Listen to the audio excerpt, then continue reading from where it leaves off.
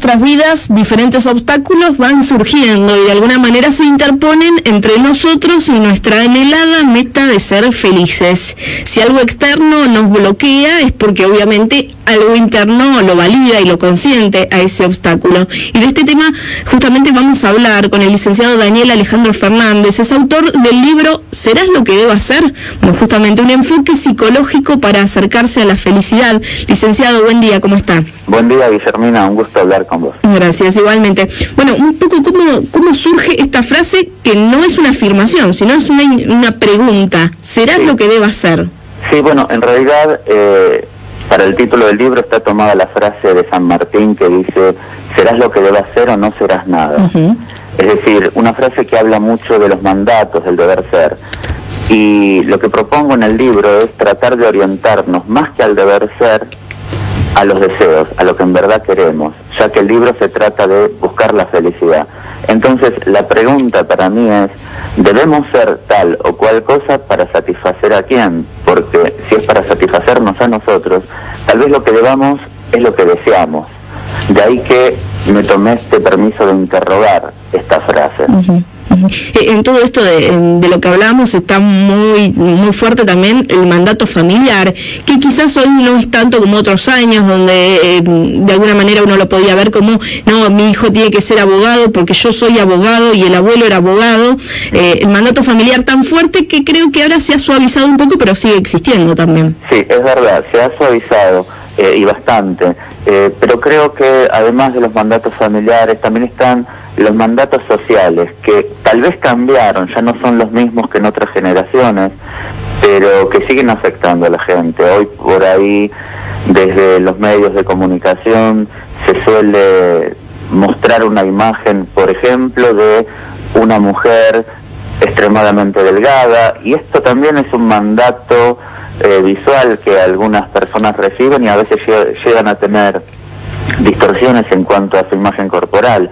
También esto que a veces se vende, ¿no?, desde los distintos medios, de ser exitoso o ser famoso o tener el auto determinado o tal reloj, también son una suerte de mandatos que hacen que uno a veces entre en una carrera por tener tal o cual objeto, cuando quizás ni siquiera es en el fondo lo que deseamos, sino lo que desean los demás. Bueno, justamente a eso me iba a referir. ¿Qué pasa cuando muchas veces uno durante años anhela algo, o llegar a un puesto de trabajo, o conseguir algo, o tener un determinado título, y en el momento en que lo consigue, realmente siente que no era tan bueno eso, por lo que tanto luchó, eso que tanto anheló? Bueno, es muy buena esa pregunta.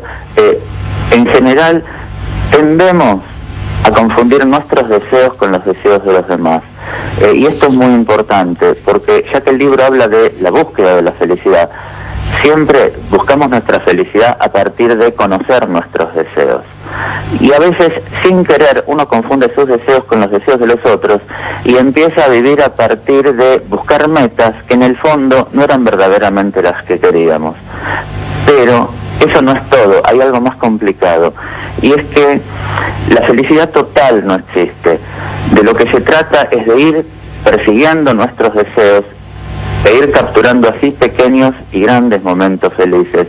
Pero como la felicidad total no existe, ocurre, como bien vos decís, que muchas veces una persona persiguió una meta, la meta sí era acorde a sus deseos, y el día que la consigue se va a sentir feliz, pero nunca tanto como creyó que se iba a sentir cuando la perseguía. Y esto se debe a una falla estructural de todo ser humano. Al menos desde una visión psicoanalítica, siempre entre lo que buscamos y lo que encontramos algo nos falta, y vamos a vivir con un grado de insatisfacción perpetua. Pero esto es necesario, porque gracias a eso es que vamos a desear. Y ese deseo, aunque esa meta no nos va a conformar del todo, el deseo que resta nos va a llevar a ponernos otra meta y otra más, como si fuera esta zanahoria, viste, que te pones delante del burro para que la alcance. Se trata un poco de esto, ir avanzando tras esa zanahoria, que es nuestro deseo. Pero esto no puede ser visto también como que somos en el fondo inconformistas. Es que sí, es que en el fondo lo somos, y esto tiene que ver con esa falla estructural de la que hablaba. Nada nos puede satisfacer nunca. Por esto es que la felicidad total no existe. Y de lo que se trata es de, en ese grado de insatisfacción que tenemos, gracias al cual vamos a seguir deseando, bueno, ponernos una nueva meta, y como no va a ser suficiente, ponernos otra, y después otra, y así sin querer sí vamos a ir avanzando tras esos deseos, y ahí es como vamos a ir siendo felices de alguna manera, ¿no? Es difícil diferenciar porque muchas veces uno quiere llegar a cumplir una meta para ser feliz. Bueno, yo realmente voy a ser feliz cuando tenga el trabajo que deseo, con la familia formada que yo quiero, con la casa y el auto que yo quiero. El problema es que si llegamos a eso y realmente no nos conforma, no somos nunca felices. No, nunca seremos felices totalmente, porque cuando tengamos esa meta que vos comentaste, y seguramente surgirá algún nuevo problema, o tendremos ganas de otra cosa. De otra cosa, pero no vamos a ser totalmente felices, pero sí podemos ser muy felices. El tema es que necesitamos que algo nos siga haciendo ruido, que algo nos siga faltando, porque si no, una vez que uno ya lo tiene todo, no, en realidad no es que es totalmente feliz. Si uno lo tuviera todo, perdería la motivación. Claro, el sentido, porque ya está. Claro, ya no encontraría un motivo para levantarse a la mañana y decir, bueno, hoy tengo que buscar esto o tratar de conseguir esto otro. En el fondo, la felicidad no está tanto en la meta, sino en el camino hacia esa meta. A veces es difícil aplicarlo. Sí, por supuesto. Por supuesto. Y ni hablar porque muchas veces lo más difícil es reconocer cuáles son nuestras verdaderas metas, porque es ahí cuando nos confundimos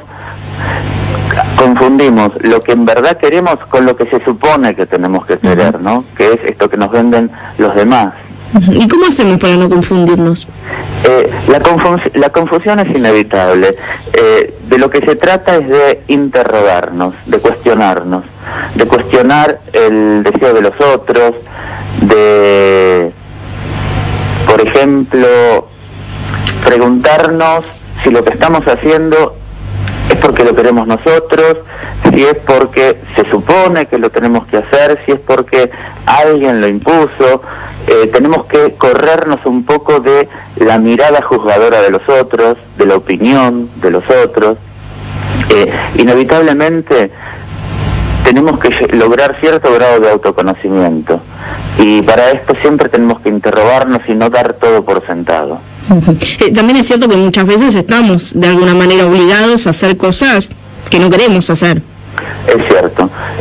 Hay una serie de obligaciones, de deberes menores que son totalmente necesarios, horarios que cumplir, impuestos que pagar.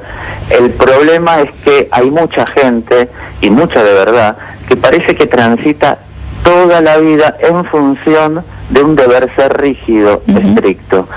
Tienen que ser esto, tienen que ser aquello. Y estas personas son tan autoexigentes que al ser tan autoexigentes tienen mayores posibilidades de frustrarse al no poder satisfacer ese ideal del deber ser. Y lo cierto es que en psicoanálisis basta con que alguien se frustre al no poder cumplir con su ideal para que de alguna manera el inconsciente le propine algún tipo de castigo a modo de compensación. Por eso es importante que nos empecemos a enfocar más en descubrir nuestros deseos que en tratar de satisfacer supuestos mandatos. ¿Cómo juega dentro de esto de lo que yo quiero ser y lo que me imponen que debo ser el auto-boicot? Bueno, justamente, ¿no? El auto-boicot sería una especie de castigo que nos genera el inconsciente.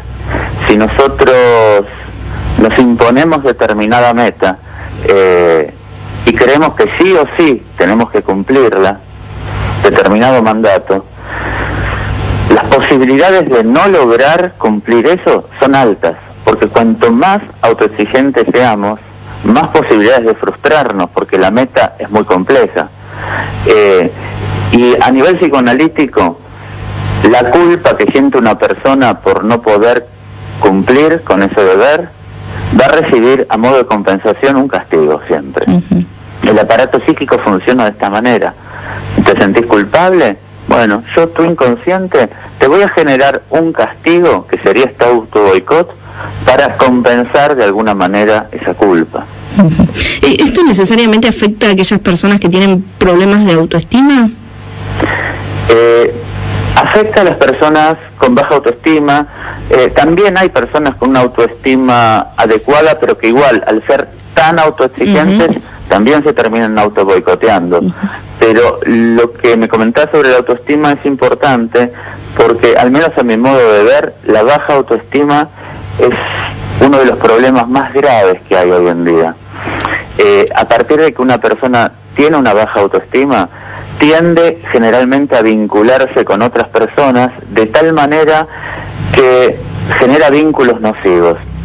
Una persona que no se quiere a sí misma lo suficiente, que está siempre en busca de la aprobación de los demás, a veces se coloca en un vínculo, como puede ser un vínculo de pareja, de tal manera que el amor que pueda venir del otro lo recibe como si fuera una limosna que ni se merece.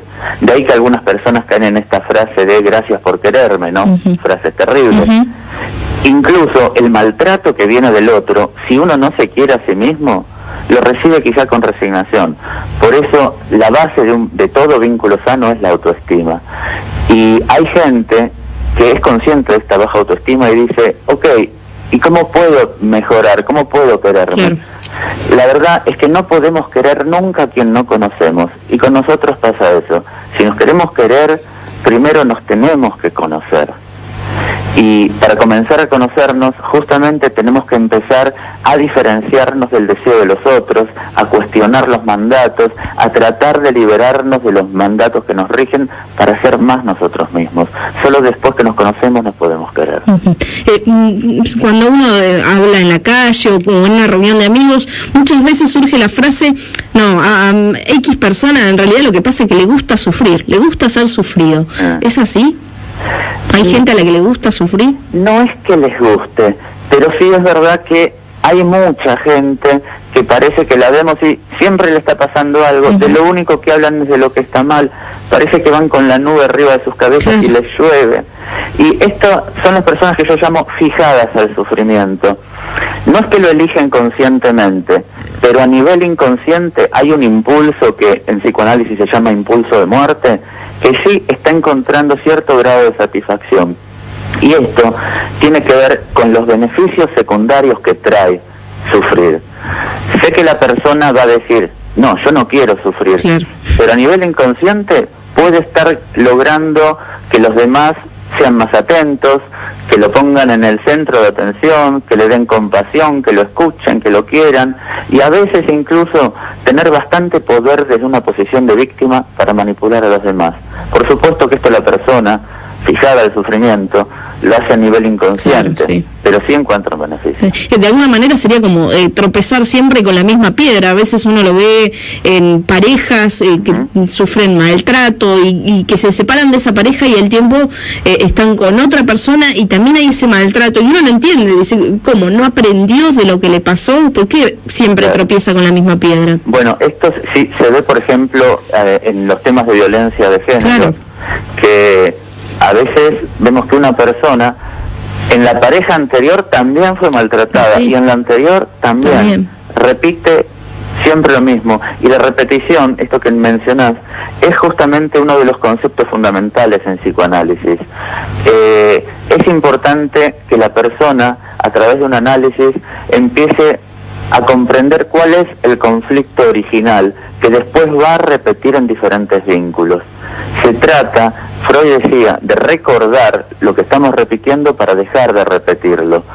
Y esto es importante porque cuando esta persona a nivel inconsciente vuelva a elegir a otra persona similar para volver a tener el mismo conflicto, es importante que la persona empiece a reconocer qué está pasando, que esa piedra otra vez está frente ahí y después será su decisión.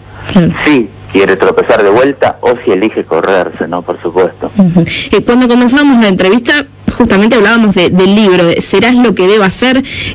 Bueno, ¿qué es un poco lo que plantea el libro? Tengo entendido que cita ejemplos. ¿Nos podría usted mencionar al menos alguno? Sí, sí, hay diferentes ejemplos. Básicamente la idea del libro es ver que en nuestra búsqueda de la felicidad se van a interponer obstáculos y que estos obstáculos que parecen externos en realidad hablan de algo interno. Te pongo un ejemplo. Recuerdo un paciente muy joven que lo maltrataban en su trabajo. Su jefe en la oficina prácticamente, según él, lo había tomado de punto. A los demás no, solo a él. Y en un trabajo anterior le pasaba lo mismo con una jefa. También algo de la repetición que antes mencionaste. Claro. Bueno, él quería renunciar a este trabajo. Y la verdad que renunciar no era resolver el problema, sino esquivarlo. Y lo que se esquiva no se resuelve, por lo tanto se puede volver a repetir. Si el obstáculo externo era el maltrato del otro hacia él, el verdadero obstáculo, el interno, era su imposibilidad de ponerle límites a ese otro, de frenarlo, de enfrentarlo. Si él resolvía este obstáculo interno, lo de afuera lo podía manejar y dejaba de ser un obstáculo. Y claro, su imposibilidad de poner un límite al otro tenía que ver con una raíz en ese conflicto, que era su pésima autoestima.